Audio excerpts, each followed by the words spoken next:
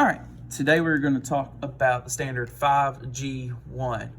And basically this is our coordinate plane standard.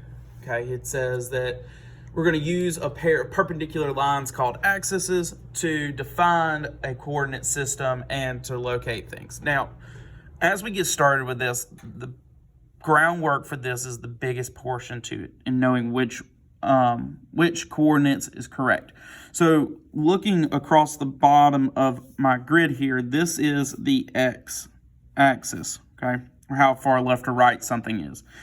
And the big thick line going up and down is the y-axis, okay?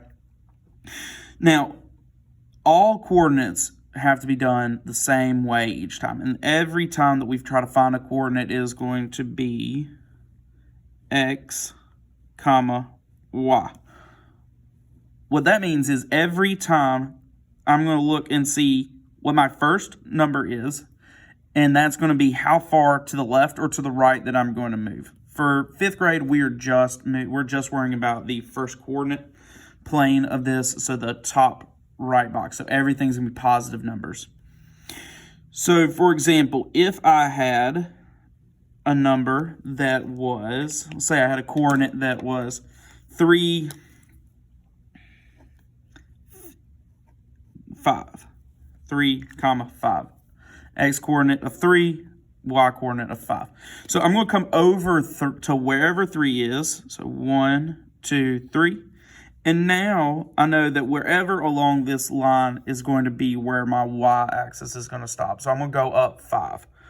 1, 2, 3, 4, and 5. Now, it's really important that we get this right every single time because there's a big difference. If you decide that you're going to do your y-axis first, you're going to go up 1, 2, 3, and then come over 5, and you're going to be completely off from where you're supposed to be. Remember that we wanted to look for 3, 5, or x coordinate 3, y coordinate 5. So this is where we should be, but if you put your y coordinate first, if you think that 3 is your y coordinate, then you will get skewed off. Okay, so now that we've gotten that taken care of, let's work on identifying some locations for different objects, okay? So I'm going to start with this black X. So looking at this, I have gone over 0 times. I have gone over no way down my x-axis. So my answer for X is 0. Now I've gone up 9 times on my y-axis. So my coordinates are 0, 9. Looking at my red square next, I have gone to the left gone to the right 2 times. And on the y-axis, I have gone up 3 times.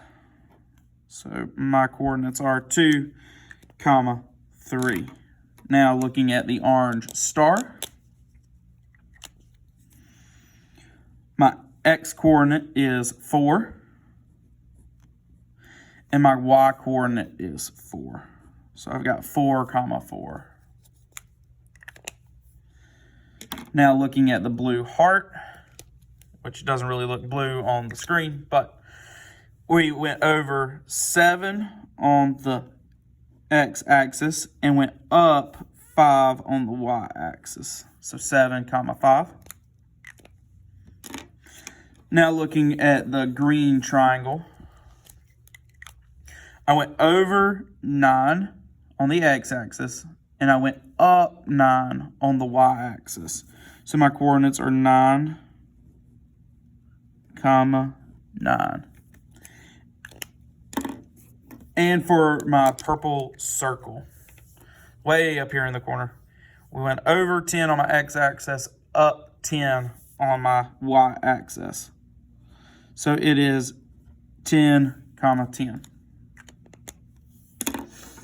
And finally, we're going to look at finding the correct coordinate that will make this a rectangle. Now, We all know that a rectangle has 2 pairs of parallel lines with 90-degree angles.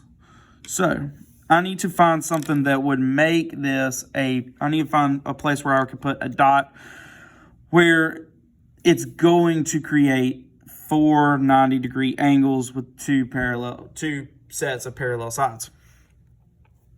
So I've got C. C is 1, 2, 3, 4, 5, 6, 7, 8, 9, comma 9. That was C. B, let's do B, is just 1, comma 1. A is 1, 2, 3, 4, 5, 6, 7, 7, comma 9. So we need to find somewhere where it's going to intersect and make us a rectangle. It's got to be along the same line as B. So it needs to be a y of 1. We're just going to call this point D because A, B, C, D. We're going to call our y 1.